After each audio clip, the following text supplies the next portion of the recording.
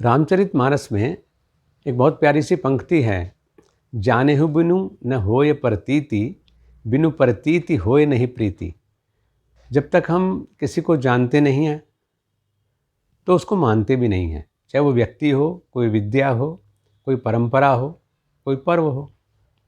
और जब तक हम किसी को मानते नहीं हैं हृदय से, तब तक उसके प्रति प्रेम भी पैदा नहीं होता। ये त्रिकाल सत्य हैं। हमारे पर्वों में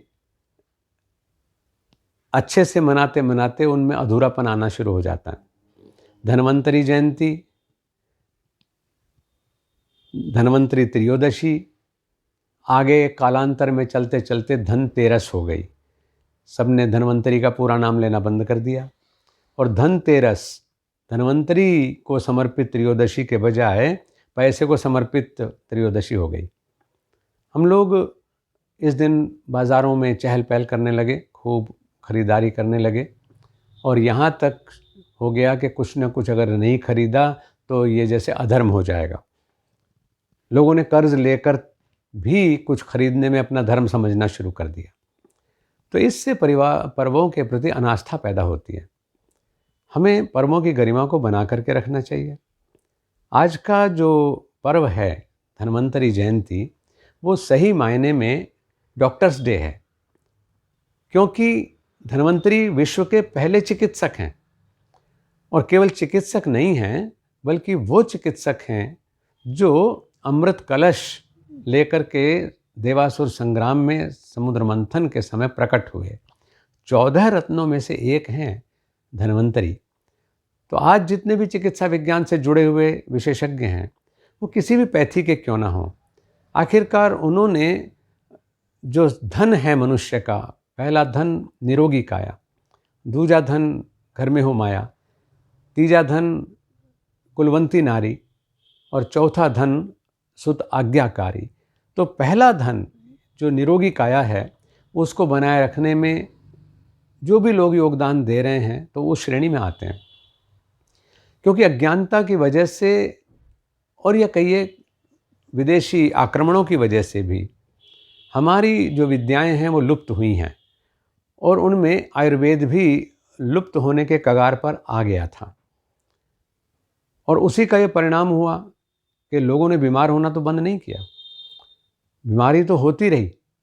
तो जब आयुर्वेद का प्रचलन कम हो गया तो बीमारी के इलाज के लिए फिर वैकल्पिक इंतज़ाम खोजने पड़े।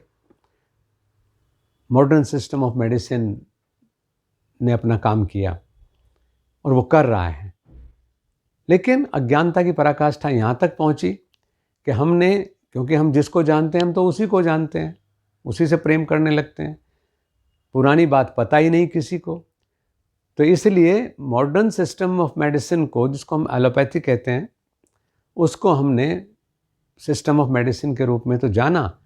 लेकिन जब दोबारा से आयुर्वेद के बारे में आंखें खुली लोगों की और ये हुआ कि अरे भाई, मूल चिकित्सा पद्धति तो भारतीय ऋषियों ने दुनिया को दी है और उसी परंपरा में चिकित्सकों की पद्धति चल रही हैं, तो उसको पुनः जानने की वजह से उसको लोगों ने अल्टरनेटिव सिस्टम कहना शुरू कर दिया। तो जो पुरानी सिस्टम्स हैं जिनको अब दोबारा से जान रहे हैं, तो उनका नाम हो गया, चाहे वो आयुर्वेद है, चाहे वो नेचुरोपैथी है, चाहे वो होम्योपैथी है, इन सब को यूनानी चिकित्सा पद्धति है। तो इनको कहा कि ये अल्टरनेटिव सिस्टम ऑफ मेडिसिन है। हकीकत ये है कि अल्टरनेटिव तब होता है जब मूल आपसे छिन जाता है।